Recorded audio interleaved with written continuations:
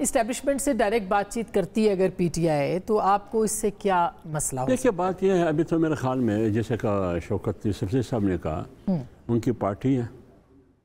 ان کا ایک اتحاد ہے، وہ بات کریں گے نہیں کریں گے ان کی مرضی ہے، ان کا فیصلہ ہے۔ لیکن ایک طرف آئین کی بات کرنا، جمہوریت کی بات کرنا، اسٹیبلشمنٹ کی سیاست میں مداخلت نہ کرنا، دوسری طرف اسٹیبلشمنٹ سے بات کرنا، تو کیا یہ تضاد نہیں ہے؟ کیا اسٹیبلشمنٹ سے بات کر کے یہ سیاست میں مداخلت کی دعوت دینے کی مترادف نہیں ہے؟ تو یہ وہ تو شوکت یوسفزئی صاحب اپنی حکمت عملی، اس کی پارٹی جو بھی ہے، لیکن جمعیت علماء اسلام کی طرف سے جو تحفظات دیے گئے تھے، یہ میں پرانی بات کرتا ہوں جو کل کے اجلاس سے پہلے، کیا 3 مہینے اس دورانیے میں گزر گئے، شوکت یوسفزئی صاحب نے بالکل ٹھیک کہا، میں بھی اس کی یہ تائید کرتا ہوں کہ آپ کی لیڈرشپ جیل میں، اصل فیصلہ کن اتھارٹی تو وہی ہے، لیکن باہر جو دوست وہاں ملاقات کر کے آتے ہیں، تو اگر 10 لوگ مولانا صاحب کے پاس آتے ہیں تو 10 کی بات تو ایک ہے لیکن مختلف انداز میں کرتے ہیں۔ اچھا، مولانا صاحب کس کی بات پر ہاں کریں؟ بابا آپ تو بات ایک کر لیں۔ آپ تو اسد کیسر صاحب سے زیادہ بات کر رہے تھے، وہ بھی پھر ملک سے باہر چلے گئے۔ تو جب اسد کیسر کی بات ہوتی ہے تو کوئی اور بیان داغ دیتے ہیں، وہ کچھ اور کہتے ہیں،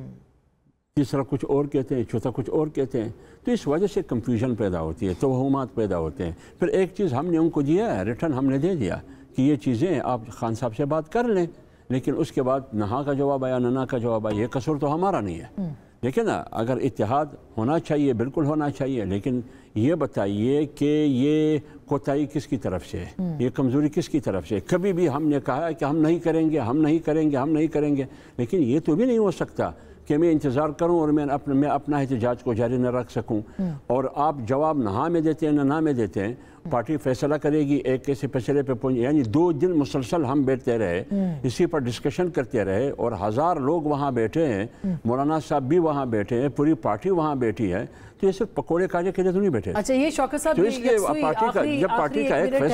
فیصلہ آیا کہ ہم کسی 2 اتحاد ہے اس ملک میں، ایک اتحاد حکومتی پارٹیوں کا اتحاد ہے، ایک اپوزیشن جماعتوں کا اتحاد ہے۔ جمعیت علماء اسلام کا فیصلہ یہ ہے کہ ہم حکومتی اتحاد کا پارٹیوں کا حصہ بھی نہیں بنیں گے، فی الحال اس اتحاد کا حصہ بھی نہیں بنیں گے، ہم اپنے طریقے سے احتجاج چلائیں گے۔ آج مولانا صاحب منصورہ گئے، منصورہ میں جماعت اسلامی کا امیر کو دعوت دی، ہم سب اکٹھے ہوں۔ لیکن کیا اس میں یہ پھر ایم ایم اے کی طرح کا کوئی ہو سکتا ہے مذہبی؟ ہو سکتا ہے، آج مولانا صاحب نے نام دیا اتحاد امت مسلمہ۔ امت مسلمہ، جی ابھی تھوڑی دیر پہلے چونکہ یہ بات ہو رہی،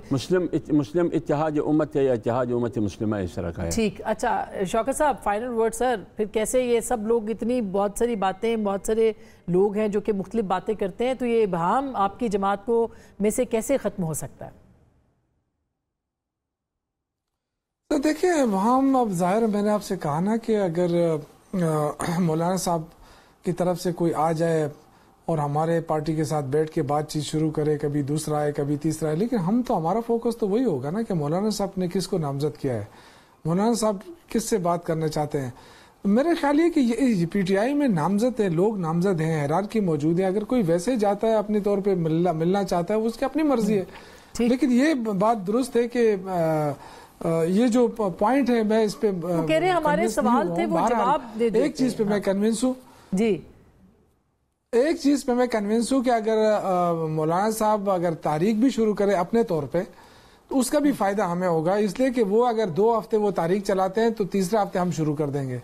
تو حکومت مسلسل مشکل میں رہے گی۔ مشکل حکومت کے لیے ہی بننا ہے، چاہے وہ ہم تحریک چلائیں، اکٹھے کریں یا الگ الگ کریں۔ سر وہ تو کہتے ہیں خیبر پختونخوا کی حکومت بھی جو ہے وہ جائز، اس کو بھی وہ کہتے ہیں کہ مینڈیٹ وہاں پہ بھی چوری ہوا ہے، وہ تو یہ بھی کہتے ہیں خیبر پختونخوا کے اندر مولانا۔ تو دیکھیں